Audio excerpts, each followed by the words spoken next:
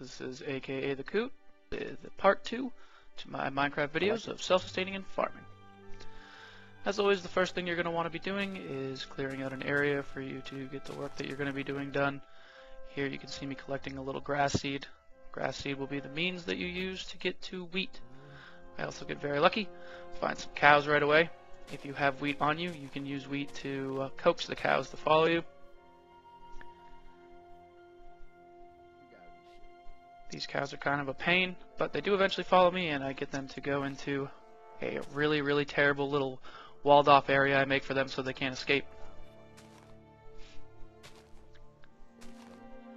At first I didn't have any intentions of even having cows, so this was kind of spur of the moment for me, which is how Minecraft works sometimes. But getting the cows to follow me, like I said, I fool around with them for a little bit, get them squared away. This cow seems to want to wander, and then I accidentally make them make sweet love to each other. And that's how babies are born, everybody. As you can see, they try to get out, so you're going to want to make it at least 2 blocks high. That guy doesn't ever stop trying to get out. Can't blame him. I wouldn't want to be stuck between dirt walls. In this video, you're going to need a hoe. I get a stone hoe just because it lasts a little longer. And start squaring away your area, getting everything level and ready to go.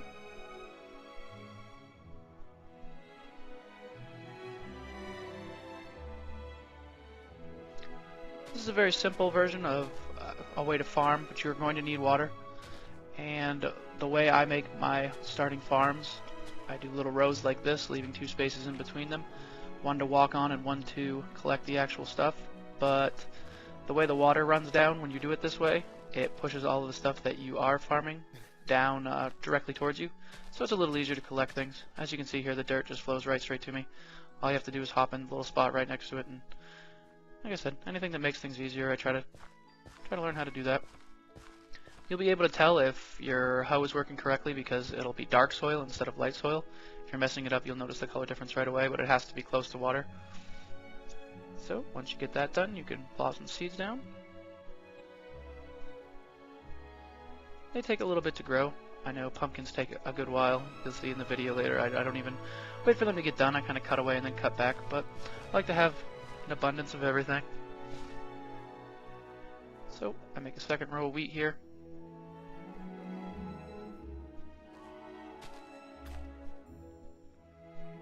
Also, if you've found any kind of sugarcane is a little different. You can't grow sugarcane on grass or in dirt. So you have to have sand that is literally touching some sort of water. When you have sand that's touching water, you can plop the sugarcane right down on it. You don't need to use a hoe or anything. So that's a little easier than most things. Sugarcane has a lot of good uses towards the end game.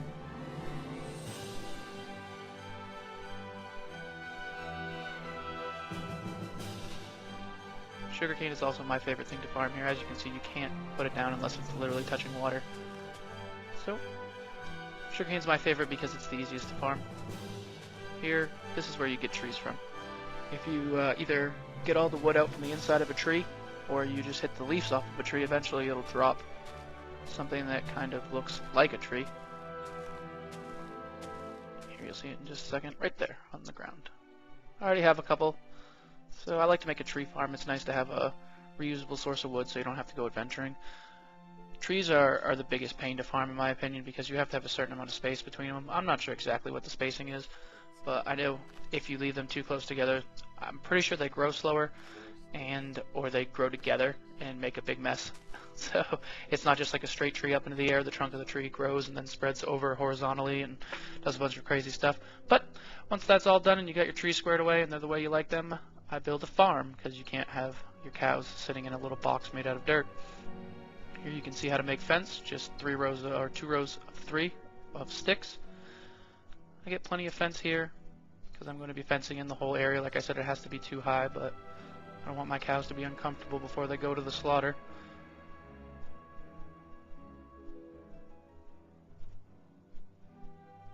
Also, what respectable farmer would have a fence without having some sort of fence gate? So if you pop 2 pieces of wood in there between it, you can make a gate. This is the most basic of fence gate combinations. I imagine you guys can get a lot more creative than me, but once you pop those down, you got yourself a working gate. That'll open and close, and then enclose the area so the cows can't jump out, because they will try to escape every opportunity they get. Once you're doing that, get your cows out of there. Bring them back into the pen. Figures the only cow that'll listen to the youngest one. And now baby cow thinks she has a new house, but it's only there to die at some point. There you go. Once you got all the cows in the pen, things are good to go. Here I wander around for a little bit because I'd like to find a pumpkin to show you guys, and you guys get a glimpse into the future. What's that? We'll check that out later, but I do eventually find a pumpkin after messing with a pig for half an hour and realizing that you can't coax them with wheat. You need a carrot on a stick for those guys, but we'll get into that way later. Pumpkins are different. You have to put the pumpkin into any kind of crafting thing to break it down into seeds, but the pumpkins will grow up and over onto the next plot of land, so there'll be a root connecting the actual pumpkin later on. We'll show you that in a little bit. Wheat, when it's tall and brown like that, if you hit it, it'll break open into one seed and a piece of wheat, or more than one seed sometimes. That way you get a renewable source every time. You'll eventually have way more seeds than you will wheat, but then you can plant more. As you can see there, a bundle of wheat popped out in a seed. Get a good view of how the sugarcane starts to grow. And then take a break. Kill a cow in front of baby cows, you know, you gotta let them know where they're at. Then make more baby cows. Just right click the cows with your wheat, and if there's two adult cows next to each other and you can get them both to do that, you can breed them. Then you can put the beef in the oven, pop some steak out, and then torment the cows by eating them right in front of them. Look at that. Here you can see why I love sugarcane. All you have to do is hit the second row up. If you hit the second row up, then the bottom part won't go away. You will never have to replant it. So that works out good. You can also make bread with the wheat that you've gotten, which is what I use primarily as a source of food. And after I get some bread, I like to start a giant slow motion cow orgy. Hell yeah.